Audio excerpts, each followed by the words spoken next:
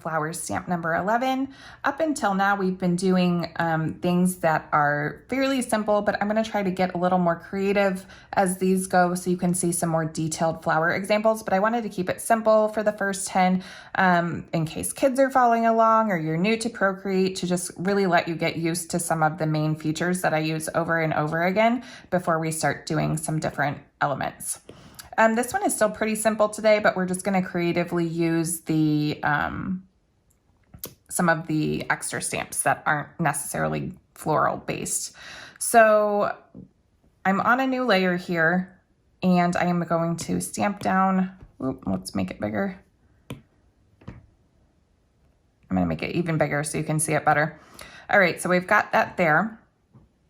And now we are going to go all the way down to the bottom and grab these folk art details. You could use the lighter one or the more bold one. I think for this, I'm gonna go ahead and use the more bold one and grab white. I am gonna add a new layer above my flower. Let's test a stamp and see. That's way too big. All right, so I'll do one in the center and then just kind of add 5 around it. And you wanna stamp slowly, otherwise you get more than one stamp.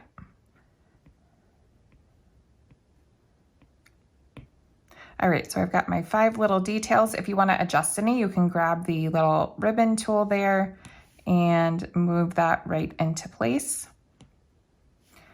Now I am going to grab my monoline brush and this light peachy color.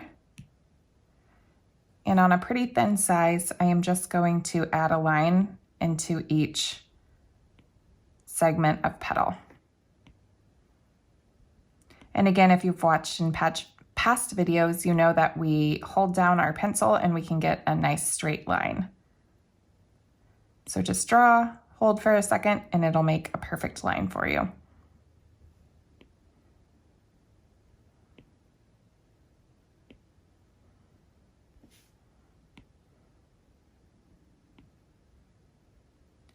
All right, so we've got all our lines done. Let's go ahead and add a new layer again, and we're going to use a heart stamp and this teal color.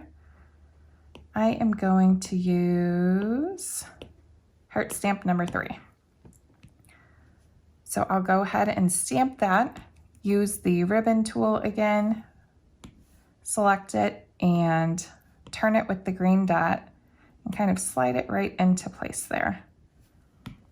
Now you could repeat that by stamping and adjusting again, but if you want all your flowers the same size, we're just going to swipe left on our layer and duplicate, and then grab the arrow tool and just keep using the green dot to adjust the angle each time. So again, swipe left, duplicate, oop, use the arrow tool and the green dot. One more. And then finally, we will tap on our flower layer, add a layer above it, tap and hold to drag it to the bottom, and then just add in our stem detail. So I just draw a little arched line. Whoop, that's way too big. Oh, I'm still on my heart. Gotta go back to my monoline brush and add in a simple stem, maybe a little bigger. And then you can just grab your layers and merge them all into one. If you didn't get them all, you can repeat that. And now flower 11 is all done.